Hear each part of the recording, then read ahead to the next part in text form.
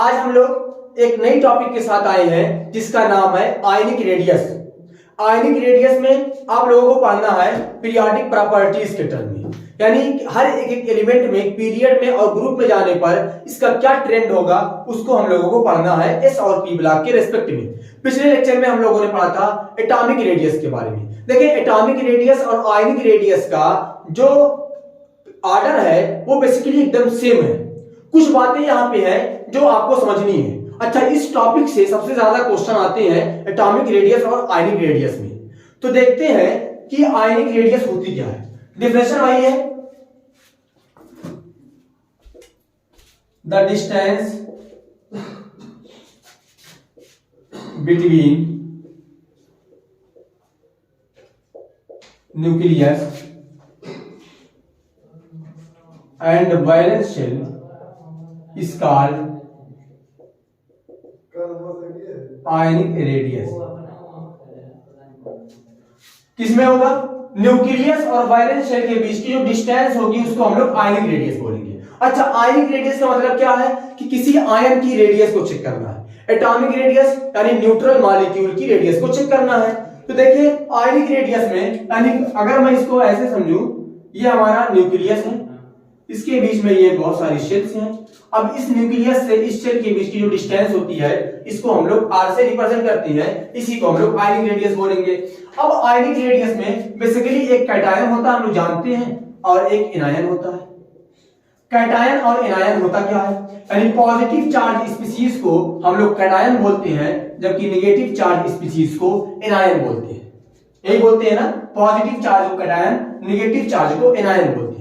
अब negative charge का मतलब क्या है, कोई इलेक्ट्रॉन किसी एटम में आया होगा, और पॉजिटिव चार्ज का मतलब है कोई इलेक्ट्रॉन निकल गया होगा बाहर। तो बेसिकली अब होता क्या है, जैसे मान लीजिए कि कोई एटम है ए, इस एटम के ऊपर एक पॉजिटिव चार्ज है जबकि और एक बी है, इसके ऊपर एक नेगेटिव चार्ज है। देखिए पॉजिटिव चार्ज, मान लीजिए कि इसके पास 10 प्रोटॉन है और इसके पास भी 10 प्रोटॉन है। समझते हैं, 10 प्रोटॉन दोनों के पास सेम है। इसके ऊपर एक नेगेटिव चार्ज, पॉजिटिव चार्ज है, इसका मतलब कि इसके अंदर से एक इलेक्ट्रॉन निकल गया होगा, इसके पास बचे होंगे 9 इलेक्ट्रॉन, और इसके ऊपर एक नेगेटिव चार्ज है, इसके ऊपर आ गए होंगे 11 इलेक्ट्रॉन। अब देखिए एक प्रोटॉन एक इलेक्ट्रॉन को अच्छी तरीके से बाइंड करता है, अच्छे तरीके से पकड़ा जाता है। अब यहाँ पे 10 प्रोटॉन 9 इलेक्ट्रॉन को पकड़ते हैं।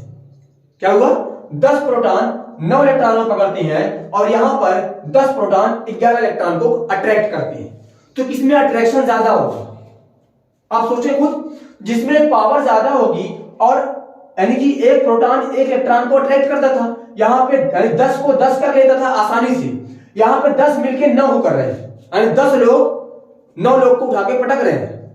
तो होगा क्या, यानी 9 लोग आसानी से हम लोग ये काम तमाम कर लेंगे, ठीक है ना। और यहां पे हम अपोजिट साइड में 11 लोग आ गए, इधर 10 साइड, तो क्या होगा, 10 लोग इधर 11 लोग इधर, तो हम लोग का क्या होगा आप सोच सकते हैं। एक और तरीके से समझाता हूं, जैसे मान लीजिए कि आपके हाथ में मैं 5 पेन दे दूं, कहूं कि आप पकड़े रहे, होल्ड किए रहे, आप बहुत आसानी से पकड़ सकते हैं। लेकिन मैं कहूं कि नहीं आप 8 पेन पकड़े, तो होगा क्या कि आपके बीच का जो बॉन्ड होगा, यानी हाथ की जो पावर होगी वो थोड़ा सा लूज जाएगी और पेन इधर उधर गिरने लगेगी, होगा ना। यानी कि पावर उतनी ही है लेकिन उसमें पेन के नंबर बढ़ गए। तो अपने हाथ की पावर को समझे न्यूक्लियस की पावर, और पेन को समझे इलेक्ट्रॉन। आपकी हाथ की पावर सेम है लेकिन पेन के नंबर बढ़ गए, यानी इलेक्ट्रॉन बढ़ गए, तो वो लूज हो गया, यानी इधर उधर भागने लगी, यानी पेन गिरने लगी, यानी इलेक्ट्रॉन भागने लगे इधर उधर, यानी उसका अट्रैक्शन फोर्स कम हो गया।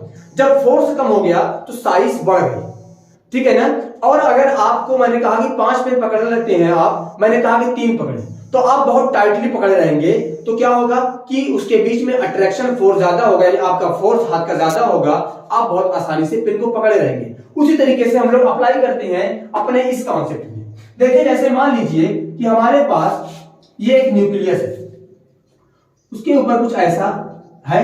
अब न्यूक्लियस में मान लीजिए कि हमारे पास 6 प्रोटॉन है, तो यहाँ पे 6 इलेक्ट्रॉन रहता है, तो बहुत आसानी से पकड़ लेता, ठीक है ना।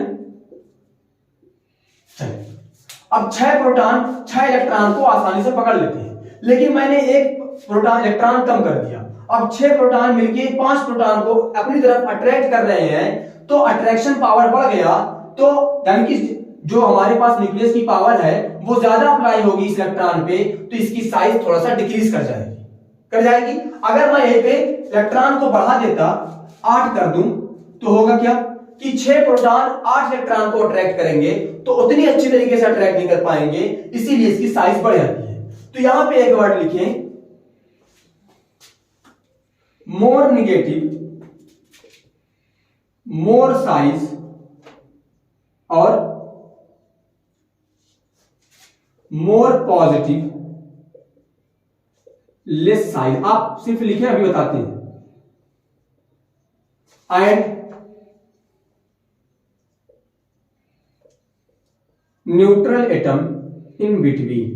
क्या होगा, किसी एटम के पास अगर कोई आयनिक एटम है तो उसके ऊपर निगेटिव चार्ज जितना ज्यादा होगा उसमें इलेक्ट्रॉन उतने ज्यादा होंगे, प्रोटॉन फिक्स रहेगा तो उसकी साइज क्या होगी, बढ़ जाएगी। किसी के पास पॉजिटिव चार्ज है यानी उतने इलेक्ट्रॉन निकल गए हैं तो उसके ऊपर क्या होगा, फोर्स ऑफ अट्रैक्शन ज्यादा होगा और न्यूट्रल बीच में आएगा। जैसे आप एग्जांपल ले, कोई एक एटम ए है, इसके ऊपर निगेटिव और इसके ऊपर पॉजिटिव है, इसकी साइज सबसे ज्यादा होगी। एग्जांपल के लिए आपको देता हूं, magnesium +2, sodium +1, neon, fluorine -1, oxygen -2 और नाइट्रोजन -3। अब मैं कहूं कि आप इसमें ऑर्डर बताएं, increasing order of atom ionic radius का, तो आप क्या करेंगे, आप चेक करेंगे। यहां पे देखें, यहां पे प्रोटॉन कितने हैं, प्रोटॉन और इलेक्ट्रॉन मैं लिखता हूं। प्रोटॉन कितने होंगे, 12, इलेक्ट्रॉन 10। यहां पर प्रोटॉन कितने हैं,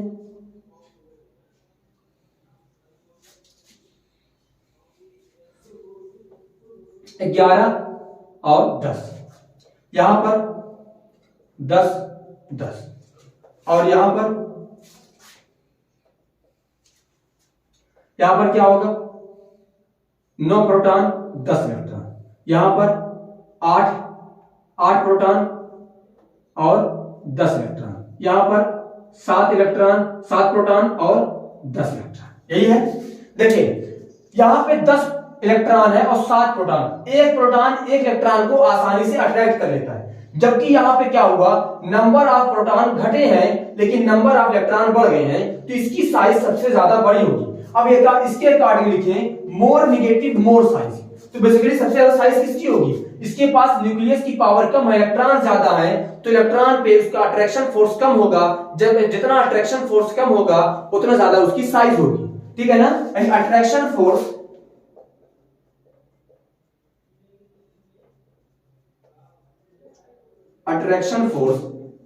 क्या होगा, इनवर्सली प्रोपोर्शनल होगा साइज के। एक बढ़ेगा तो एक घटेगा। इधर देखें तो इसकी ऑर्डर अगर हम निकालें, इसके अकॉर्डिंग भी निकालें, देखिए क्या होगा, मोर नेगेटिव मोर साइज। जो ज्यादा नेगेटिव होगा उसकी साइज सबसे ज्यादा होगी।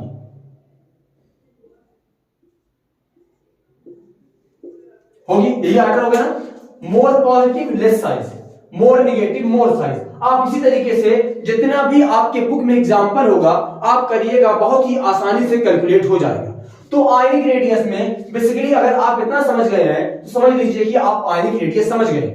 ऑर्डर क्या होगा, वही जो पिछले लेक्चर में हम लोगों ने पढ़ा है कि आप ग्रुप में जाएंगे तो आयनिक रेडियस बढ़ेगी और लेफ्ट टू राइट पीरियड में जाएंगे तो आयनिक रेडियस क्या होगी, लेफ्ट टू राइट जाएंगे तो आयनिक रेडियस घटेगी। ऑर्डर वही है, फैक्टर भी वही है, लेकिन क्वेश्चन जब भी आता है कुछ इस तरीके से आयन के फॉर्म में आता है, आयनिक फॉर्म में आता है, तो हम इस तरीके से इसको बहुत ही आसानी से कैलकुलेट करेंगे। आप इसको याद रखेंगे तो बहुत आसानी से हम लोग निकाल लेंगे। तो आई होप आप लोगों को आयनिक रेडियस तो समझ में आ गया होगा। आयनिक रेडियस पे आप क्वेश्चन करिएगा तो आपको बहुत आसानी से क्लियर हो जाएगी। फिर भी अगर कोई डाउट होगा तो कमेंट सेक्शन में जरूर बताइएगा, नेक्स्ट वीडियो में आपको समझा देंगे। अगर आप इस चैनल को सब्सक्राइब नहीं किए अभी तक तो सब्सक्राइब कर लें। आपको BSc first semester class 11, 12 basic second year की वीडियो इस चैनल पे आपको रेगुलर मिलती रहेगी। Thank you for watching.